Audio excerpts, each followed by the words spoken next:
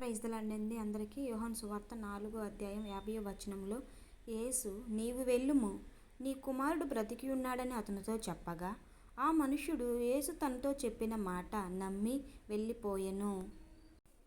అలాగే ప్రార్థన చేయనప్పుడు మీరు అడుగుచున్న వాటినెల్లను పొంది ఉన్నాడని నమ్ముడి. మార్కు సువార్త 11:21.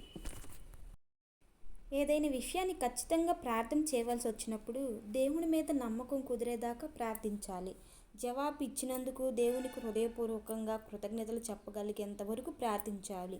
జవాబు ఇంకా ప్రత్యక్షం కాకపోతే అది అవుతుందా లేదా అన్న అపనమ్మకం నీలో ఉన్నట్టుగా అలా ప్రార్థించకూడదు. ఇది జరిగేలా లేదు, జరిగేలా చెయ్యి ప్రభు అని ప్రార్థించకూడదు అన్నమాట.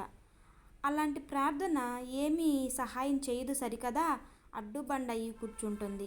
ఇలాంటి ప్రార్థన నువ్వు చేసినప్పుడు నీకు ఆ ఉన్న కాస్తో కూస్తో విశ్వాసం కూడా పూర్తిగా తుడిచిపెట్టుకుపోతుంది. ఇలాంటి ప్రార్థన చేయాలి అనే ప్రేరేపణ ఖచ్చితంగా సైతాన్ నుండి వచ్చినదే. అవసరమైన విషయాన్ని మరోసారి దేవుని ఎదుట విజ్ఞప్తి చేయడంలో తప్పు లేదు. అయితే ఆ ప్రార్థనలో విశ్వాసం ఉట్టుపడుతూ ఉండాలి. విశ్వాసం ఆవిరైపోయేదాకా ప్రార్థించవద్దు. జవాబు కోసం కనిపెడుతున్నాను, నీ మీద నమ్మకంతో ఉన్నాను, నీ నుండి రాబోతున్న ఆ జవాబు కొరకు వందనాలంటూ ప్రార్థించాలి. జవాబు వస్తుందని తెలిసి దానికోసం స్తోత్రాలు చెల్లించడం కన్నా గట్టి విశ్వాసం వేరేదేమీ లేదు. విశ్వాసాన్ని తుడిచిపెట్టే దీర్ఘ ప్రార్థనలు దేవుని వాగ్దానాలను తృణీకరించడమే కాక, మన హృదయాల్లోనూ అవును అంటూ మెల్లగా వినిపించే ఆయన స్వరాన్ని కూడా నొక్కేస్తాము. ఇలాంటి ప్రార్థనలు హృదయంలోని అల్లకల్లోలాన్ని తెలియజేస్తాయి. అల్లకల్లోలానికి కారణం జవాబు రాదన్న అపనమ్మకమే.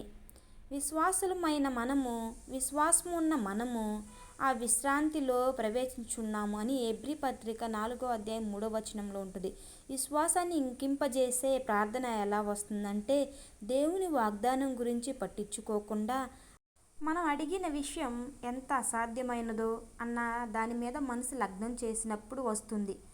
అబ్రహాము తన శరీరము మృతతుల్యమైనట్టును భావించిన గాని అవిశ్వాసం వలన దేవుని వాగ్దానం గురించి సందేహింపక, రోమా 4:19-20లో విశ్వాసాన్ని వాడిపోయేలా చేసే ప్రార్థనలు మనం చేయకుండా ఉండేలా జాగ్రత్త పడదాము.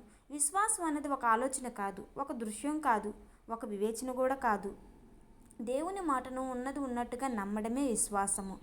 ఆందోళన ఎప్పుడు మొలకెత్తుతుందో విశ్వాసం అప్పుడే వాడిపోతుంది. నిజమైన విశ్వాసం పుట్టడమే ఆందోళనకి స్వస్తి. అన్నీ చక్కగా అమరుతూ ఉంటే నువ్వు విశ్వాసాన్ని ఎప్పుడు నేర్చుకోలేవు. నిశ్శబ్దమైన వేళల్లో దేవుడు తన వాగ్దానాలను మనకిస్తాడు. గంభీరమైన కృపగల మాటలతో మనతో తన నిబంధనను స్థాపిస్తాడు. ఇక వెనక్కి తగ్గి ఆ మాటలు ఎంతవరకు మనకు నమ్మకం ఉన్నది కనిపెడతాడు. ఆ తర్వాత శోధకుడిని మన దగ్గరికి వచ్చేందుకు అనుమతిస్తాడు. మనకు అనుభవించేవన్నీ దేవుని మాటలకు వ్యతిరేకంగానే జరుగుతున్నట్టు కనిపిస్తాయి. కానీ ఈ సమయంలో విశ్వాసానికి పట్టాభిషేకం జరుగుతుంది, నమ్మకమే గెలుస్తుంది.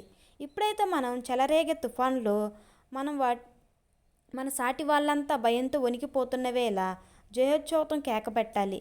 దేవుడు చెప్పినట్టు చివరికి జరుగుతుంది, నేను ఆయన నమ్ముతున్నాను అనే విశ్వాసం మనలో ఉండాలి. దేవుడు ఈ చిన్ని మాటలను దీవించునుగాక. ఆమెన్.